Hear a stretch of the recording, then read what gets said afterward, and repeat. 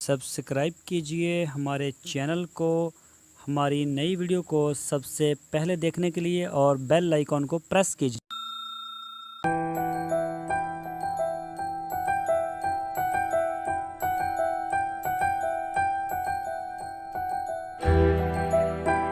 हाँ हाँ बिस्मिल्लाहिर्रहमानिर्रहीम। अस्सलामुअलैकुम मेरे दोस्तों, क्या हाल चाल हैं। मैं उम्मीद करता हूँ कि मेरे तमाम दोस्त खैरियत से होंगे। तो दोस्तों, ये आप देख रहे हैं एक छोटा सा बिल्कुल बच्चा है गाय का, और उसको भी चराई के ऊपर साथ लेके आए हुए हैं। तो ऐसा बिल्कुल नहीं होना चाहिए।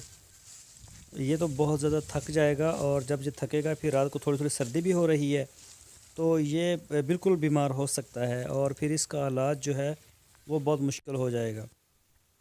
तो इससे बेहतर है छोटे जो जानवर होते हैं इनको फार्म पर ही, या फिर जो बड़ा सिस्टम है उसमें छोड़ के आएँ।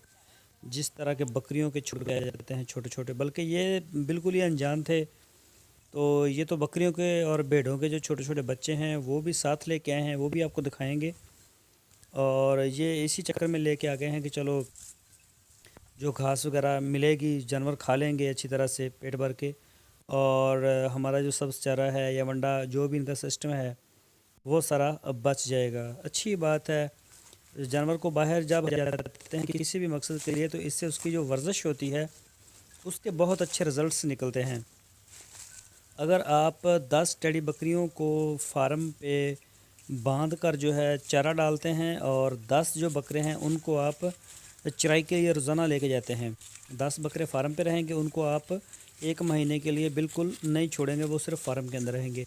और जो 10 आप रोज़ाना चराई के लिए लेके जाएंगे, तकरीबन 2 किलो से ऊपर जो गोश्त का वज़न है वो रिकॉर्ड किया गया है, हमने ख़ुद तजर्बा किया है। 2 किलो पर जानवर गोश्त का फ़र्क निकलेगा। जो चराई पर जाते हैं वो ज़्यादा सेहतमंद होंगे, और उनका गोश्त फार्म वाले बकरों से ज़्यादा निकलेगा। तो इसी तरह से दूध की मकदार भी रिकॉर्ड की गई है।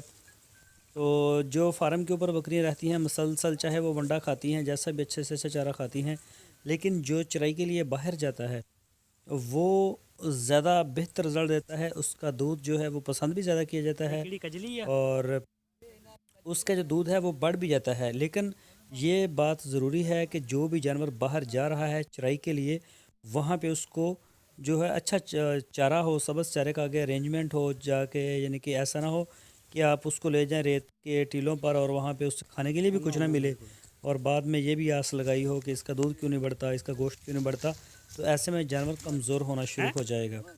अलबत्ता बाहर सब्ज़ चारा मौजूद होना चाहिए, जितना जानवर खाना चाहता है वो खा भी ले, और उसकी ज़रा वाकशाक हो जाती है तो फिर उसका मुकाबला किया जा सकता है फार्म वाले बकरों से।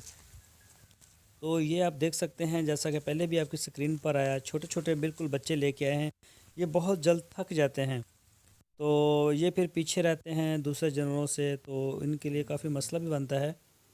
ये देख सकते हैं माशाल्लाह इनके पास काफ़ी अच्छा है, मिक्स ये सारी भेड़ें भी हैं, बकरियां और गाय वगैरह।